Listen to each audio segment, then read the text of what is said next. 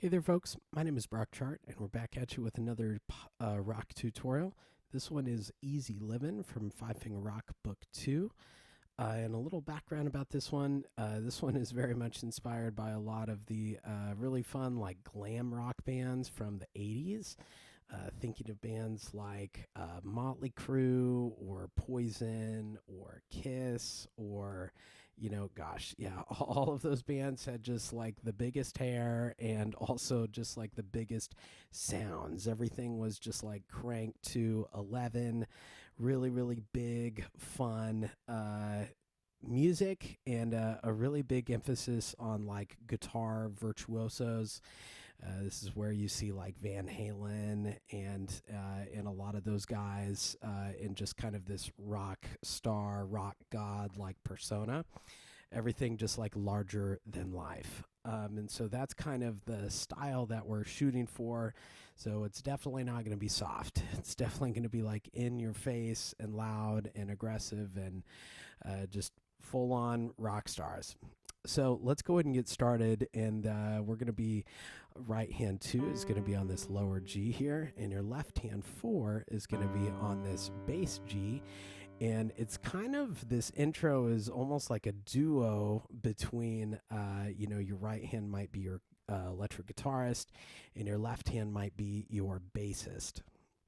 And so we're going to start out kind of playing in unison, and then right hand plays, and then we're going to kind of be unison again, and then the bass player plays. And so it's kind of like a, I don't know, in jazz we would call it trading fours a little bit, where they're kind of taking turns improvising, or like a question and answer phrase. So let's go ahead and get started here. I'll play it for you. 2, 3. And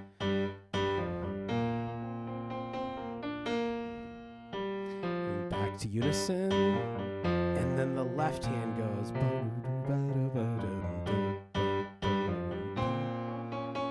And here's our guitarist. And then here we go. And this is the build. So that's kind of our intro here. Lots of dynamic changes. And we do have some pedaling that just helps give us a little bit more sound. And so we're holding.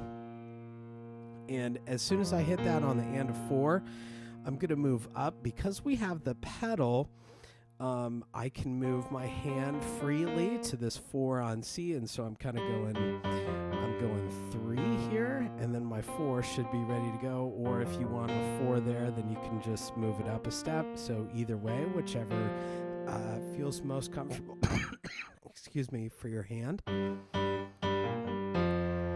And then my left hand is going to go, and I'm going to let go of pedal here in measure 6, because a lot of that is just like it's too stepwise and it's too low for the pedal. Everything just kind of sound muddy there. There. Excuse me. I'm still getting over that cold. And this is the only spot where they're like not in unison, and I did that on purpose. It's not a mistake. I like that 9th there. I think it's kind of a cool sound. 3 and 4.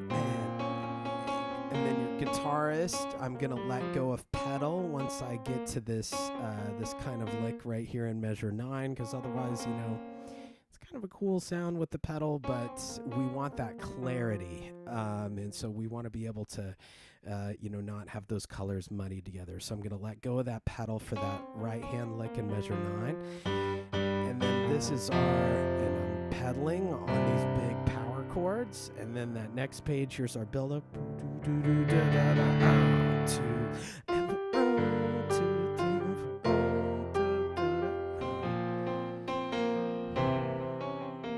So that's kind of where the vocals would come in a little bit. Easy living,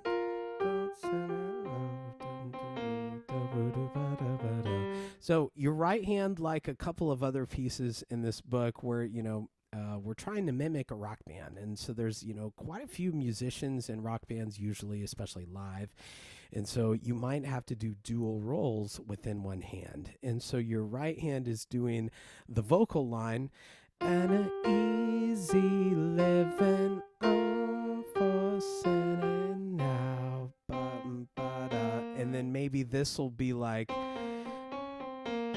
that ba-do-do-ba-do-ba-do, I could see that being like vocals singing something, or I could see that, probably like a guitar lick would be and then back to the vocals there. So a lot of the times that'll happen where, vocals will go for whatever, 3 bars, and then there'll be kind of a little instrumental lick, and, it's not very long. But it's meant as just kind of a transition while your vocalist, takes a breath and gets to reset a little bit. And so, yeah, here, you're doing a dual role. You're doing your vocal melody, and then here's your guitarist, and then we're back to the vocal melody, be living, and then maybe back to your guitarist. So, yeah, kind of 2 different roles. What can be tricky here is the rhythms. And so most of this stuff is syncopated. And so it'll come in. We have some pickups on the and of 3 going into measure 14. So let's try that together. I'll give you 3 beats. 1, 2, and 4, and 2, 3, and 4, and 2, 3, and 4, and so it can help on a lot of those offbeat sort of stuff to really, really be counting, and don't be afraid to write in some of those 8th note subdivision in between the staves there. I always do that, even in my students' music. I just find that it's a nice visual reminder there. You can circle some of that stuff, and this is fortissimo. We're really, really going after it. No time to be timid or shy. But 1, 2, 3, and 4, 1, 2. I think that as long as we can get that big beat 2 in measure 14 and measure 15 and measure 16, then things will be feeling pretty good. It's just giving that held over note an honest, like 1.5 beats there. 1, 2, 3, and 4, hold 2, hold 2, 3, and. So I think as long as we can like really feel where that big beat 2 is, and if you're playing along with the track, which I would encourage you to do, you're going to hear our drummer and everybody really, really making that like big beat 2 very obvious. And that's kind of, I don't know, everybody kind of like locks into place or clicks into place on that big beat 2. So that's what we're kind of listening for. It could be a good idea because the left hand is on the on beats, on the down beats. And so there's a little trickiness between the coordination in the hands, with your right hand doing the offs and the left hand doing the ons.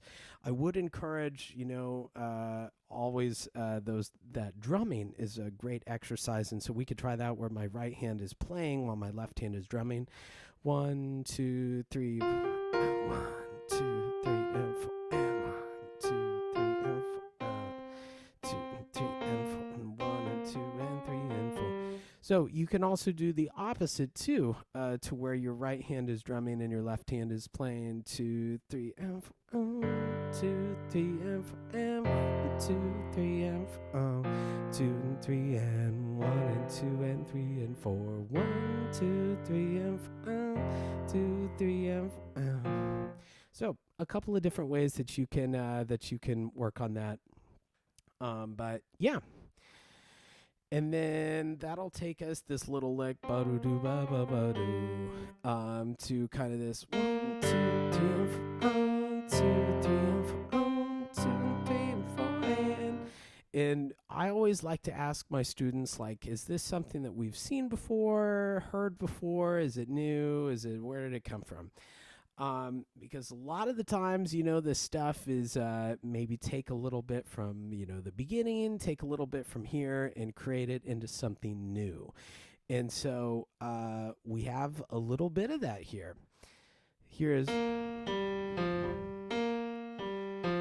That's kind of from our vocal melody, like happening right in 14. But then this tail thing right in like 24, that's from our little like guitar and bass intro that we had like on the very first page, like in measure 2. So the difference here is the rhythm. And so instead of the left hand always playing beat 1, we're going to play it on beat 2. And so it makes it feel, we're taking things from different, all elements that we've played before. Even the left hand is chords that we've played before, but we're just kind of doing them in a slightly different way, in a different order, and it makes it sound fresh.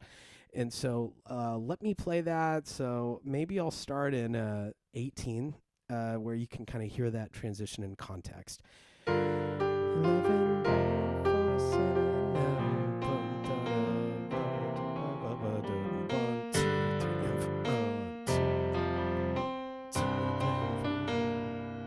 then it kind of repeats. And then everybody lines up here with parallel octaves. So, yeah. But kind of a fun tune, and I think that'll wrap it up for Easy Livin'. But thank you so much for tuning in, and I hope you enjoy the tune, and I hope this video helped you learn it. Thanks again. I'll see you in the next one.